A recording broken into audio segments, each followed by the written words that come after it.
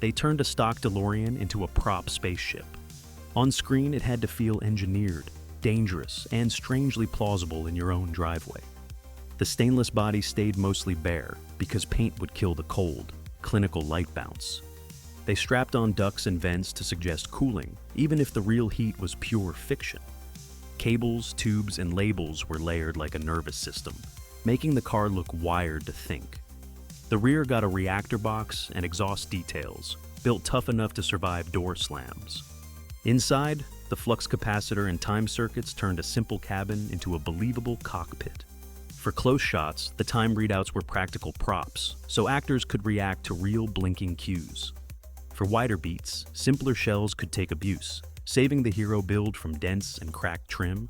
Stunt cars needed hidden reinforcements, because gull-wing doors and low noses hate curb hits.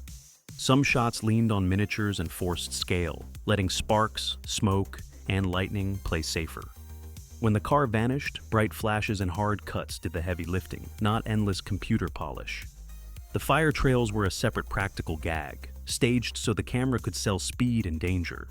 Sound design added turbine-like whines and electrical snaps, so the stainless car felt alive before it moved. Lighting was tuned to catch fingerprints and edges, because steel can look flat if you miss angles. Even the smoke was planned, hiding seams, thickening beams of light, and making the air feel charged. Across sequels, bolt-on parts evolved, swapping the reactor look for cleaner add-ons that read instantly. Every upgrade kept the silhouette readable, so one glance still screamed DeLorean, even under hardware clutter.